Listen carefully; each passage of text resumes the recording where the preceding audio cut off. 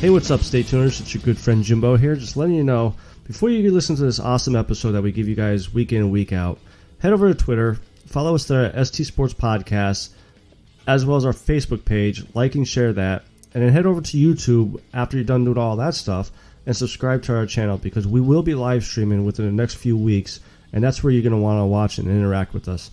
So hit Twitter up, ST Sports Podcast, Facebook, like and share our page, and subscribe to our YouTube channel. Enjoy the show.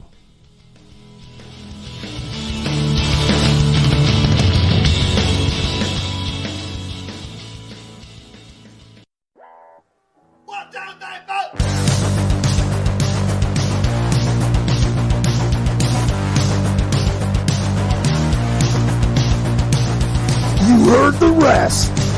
Now here's the best. Stay Tuned Sports Podcast.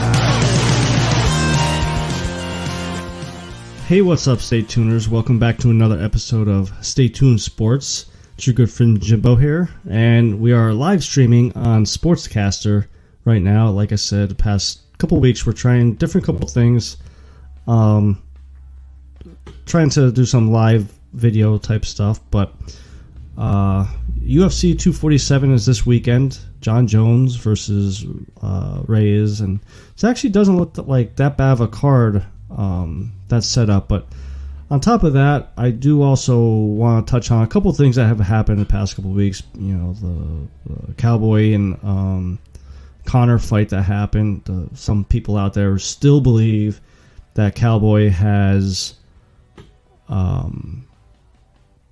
took a dive for Conor to win, which I just don't believe. Rhonda Rousey coming out last week, pretty much saying her UFC days are done. She feels like she doesn't have to keep fighting anymore to prove that she's the greatest women's fighter. But we'll get into that. And also last week, JJ made some inappropriate tweets or Instagram posts as far as her and Weili Zhang's fight coming up. And you know what, like, just jumping into that, right? You know, we'll just jump into that story there. So what happened was, you know, with this unfortunate disease that's going around, the coronavirus starting over in China, JJ posted on Instagram a photoshopped UFC poster of her and her Weili Zhang with JJ wearing a gas mask. She thought it was funny. I mean, listen, I've said on the show, and for any of the sportscaster fans that haven't heard the show, I'm okay with trash talking leading up to a fight. I mean, that's how you sell cards. JJ, the past year or so, ever since she lost her belt, just seems like she's trying to be like the female version of Colby Covington. And we saw how well that worked out for him when he fought Usman. It's a slippery slope. I know I've seen a couple people on Twitter say UFC should put something in place like a code of conduct type thing for their fighters. Here's the problem is UFC basically doesn't really own the rights to their fighters. The fighters are independent contractors. So if they were to tell these fighters how to live their life, I guess if you want to say it, or watch what you say type deal, you know, you may open yourself up to a lot of lawsuits, you know, coming from the fighters. But what JJ said, I mean, it's inexcusable. You know, people are dying because of this disease, and I'm actually rooting for Weili Zhang to just destroy her now. You know, I think, you know, Zhang, I think, is a very talented fighter, and I think also JJ might have a little bit of the Ronda Rousey situation where people finally caught up to her talents. Not saying she didn't evolve, because I think that's what happened to Ronda, was she just never really evolved.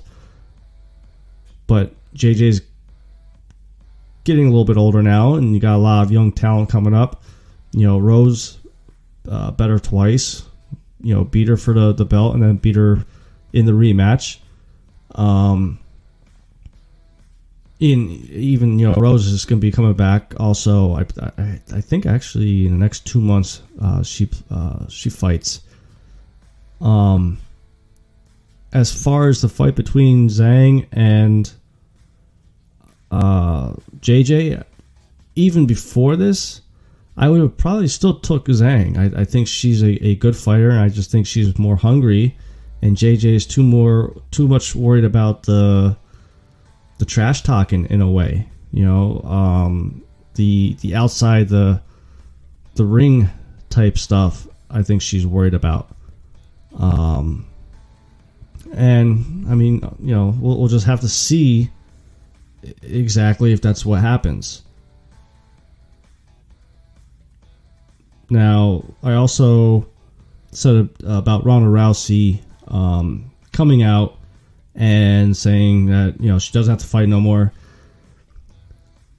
I haven't watched wrestling in a while. Obviously, I know she went to WWE and has been doing really good there.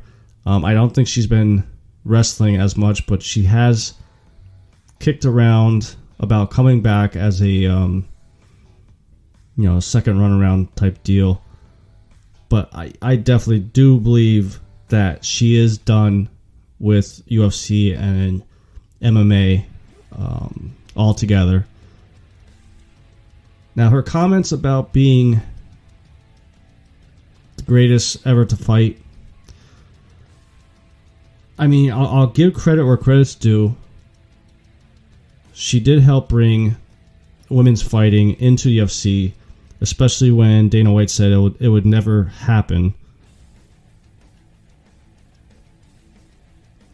And I mean, you look at it now, you look how far it has come since she brought the women's fighting. I mean, you got Amanda Nunes, you got the featherweight division, and you have the strawweight division. I know they've been campaigning for atom weight, which I think they should do. I think they should add an atom weight division, because there are a few fighters that have a hard time making weight, and they need that other weight class, just like the men.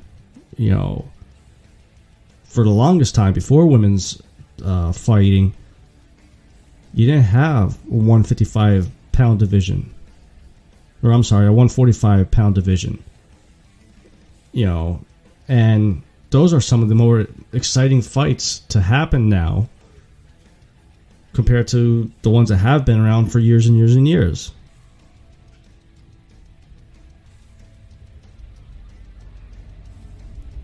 Now, I do put her up there in the top 3. If you want to call it the women's Mount Rushmore of MMA.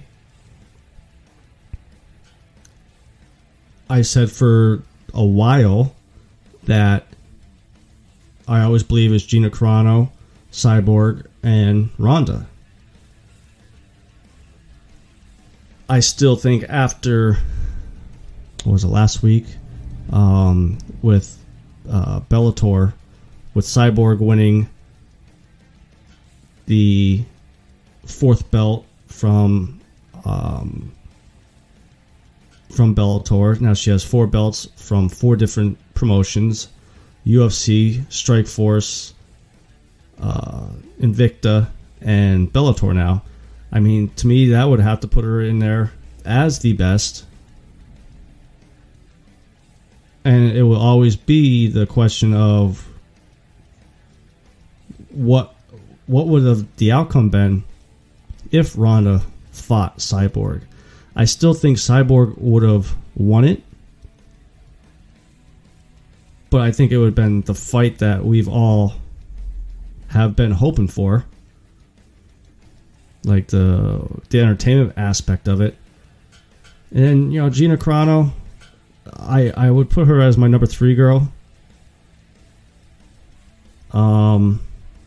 Just because, Rhonda is the one that brought the women's division to UFC. Cyborg, with all her accolades. Gina just, had some good fights.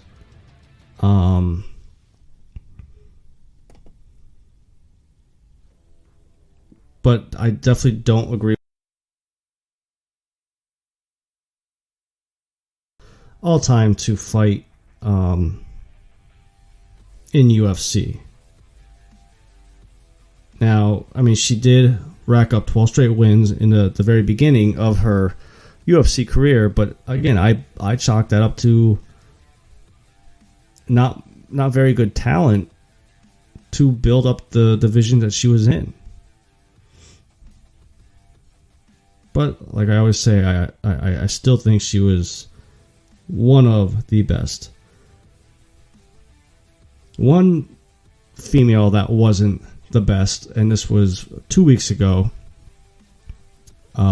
Mayce Barber. She went up against Roxanne Motorfort. I'm probably butcher her name, and I'm sorry, because I actually like this fighter. I like this girl. There's just something about her that is just fun to watch. And surprisingly, she dominated Mayce Barber. Mayce Barber was supposed to be the next big talent to come out of the UFC. She wanted to beat John Jones's youngest to win a belt record. And she just got dominated. And then halfway through the second round, Barber took a step back and her leg just gave out. Turns out that she tore her ACL. And the weird thing that led up to the third round was right before the third round started, doctor came in, said he wanted to check out her knee, her leg, checked it out, went to the ref, said it's a partially torn ACL, she's good to go. First off, how can the fighter is hurt with a bad leg? How can you allow her to go on, allow her to go to fight? Also, you just announced to her opponent an injury that she should target. And, for whatever reason, Roxanne didn't. She, kept going, and she won by unanimous decision. And then after the fight, in the post-fight interview with Joe Rogan, Mayce Barber made the comment of, I got hurt, but I made Roxanne look better. Like, just a selfish act. And I think the more that was coming out the week or so after this fight, the father said that the ACL was torn since the first round. Barber saying I could beat her, in a rematch. And listen, you got dominated. Flat out dominated. You lost. Be humble in defeat. I mean, we've seen it with Conor. And, I'll get to Conor in a second here. But I just think she's losing fans because of this pettiness of I only lost because of an injury. Even before you start hobbling around, you couldn't do anything to try to change the outcome of Roxanne's game plan. But Roxanne won, and I kind of want to see a rematch, and hopefully Roxanne could just redo what she did and just shut her up, because she just seems like this petty little girl that thinks everything has to be handed to her. So, like I said in the beginning of the show, Conor fought Cowboy. And I did say it's going to go... The only way Cowboy could win is if he got Conor up against the cage and took him down. Because we all know Conor has issues with wrestling and and grappling on the ground. But he had to be careful of the left hook that Conor has. Now, that's not what knocked Cowboy out. It was basically vicious shoulder shrugs, hits, however you want to call it. I mean, I've seen it before, but more so to create separation between two fighters. It legit looked like Conor was using it as his left hook.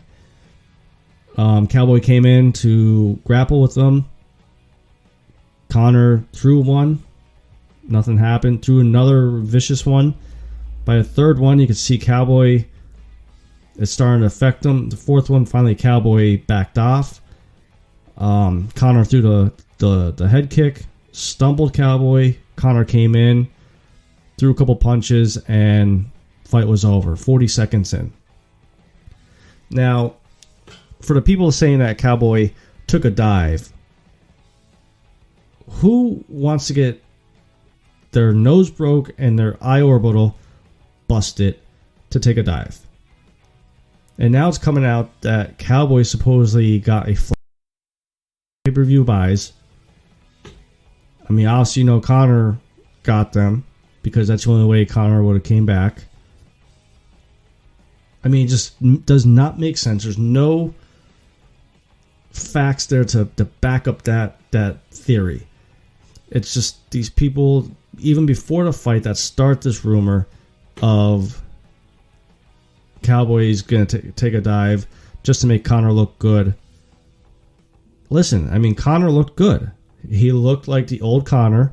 And then even in the post-fight interview, he sounded a lot like the original Conor that came into the UFC. He wasn't all about the who the fuck is this guy or give me my proper 12 or, he even went up to Cowboy's grandmother that always comes to Cowboy's fight and gave her a hug and, said, I respect your son. I respect you. You raised a good kid. A lot of respect. Now, Dana White came out and said that he's basically trying to set up the Khabib fight again.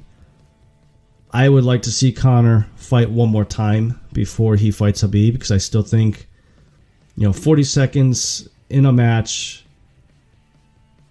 after a year plus layoff, I still think he might have a little bit of ring rust, even though he did look good. But like Stephen A. Smith said, it was only 40 seconds. I don't agree with what Stephen A. said as far as we didn't see much. We saw enough to know that he's not that far from getting another title shot. And maybe this time around, if it's Khabib, maybe it'll be a better outcome than last time. If the Khabib-Tony Ferguson fight does happen, because this will be the 5th time that UFC is trying to set this up, if it does happen, to me there's only one fight for Conor to do, and that's Justin Gaethje. Supposedly Gaethje is turning down fights, according to Dana White, which depending on who it is, if it's guys underneath him, I don't blame him. I don't blame Gaethje for turning it down. But Conor is going to be the number 3 ranked guy.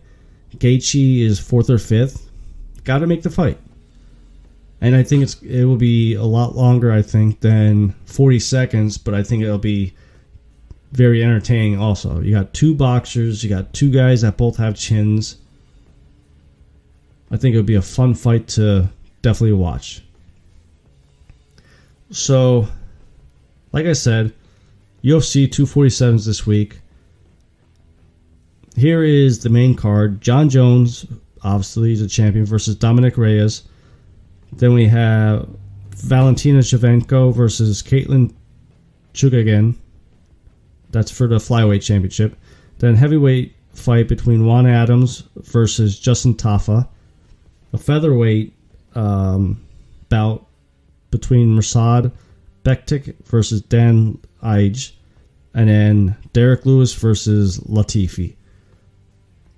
And they're actually the ones that kicking it off. And I'm a Derek Lewis guy. I love Derek Lewis ever since the infamous drops his shorts and my balls are hot.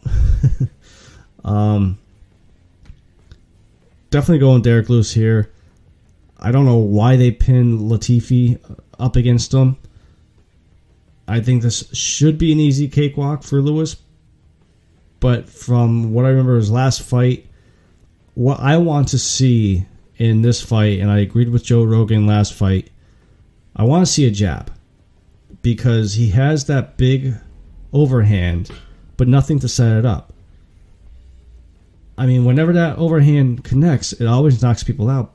But it's one of those, you have to be able to set it up, whether it's leg kicks or just a jab, body shots, something.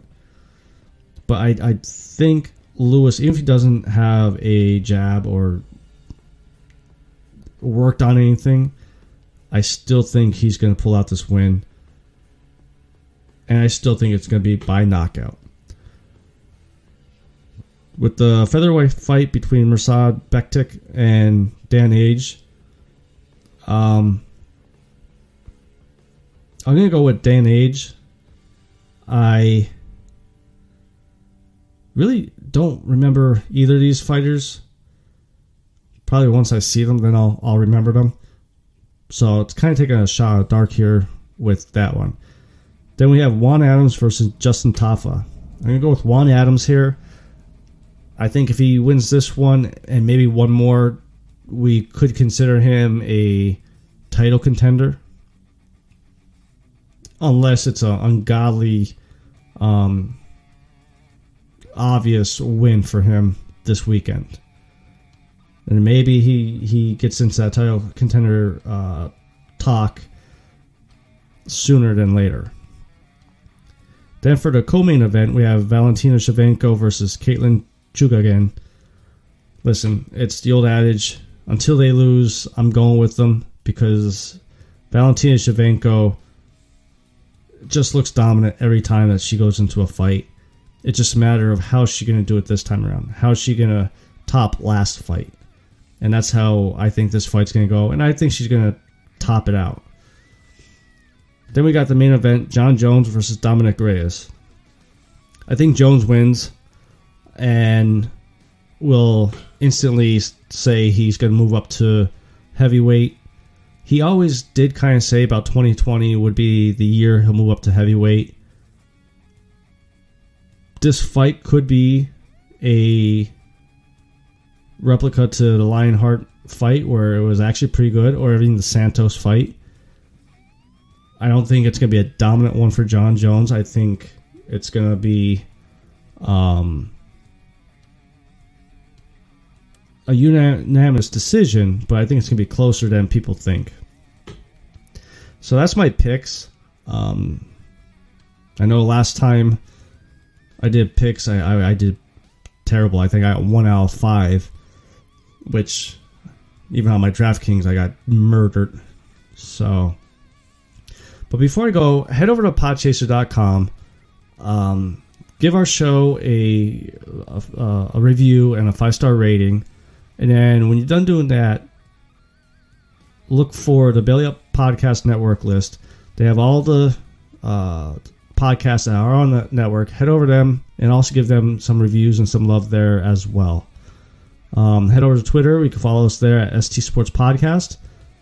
Like and share our Facebook page and subscribe to our YouTube channel. That's where you're going to see all our live videos within the next few weeks. Once me and Shoulders gets the webcam all figured out. So until then, this is your good friend Jimbo, signing out.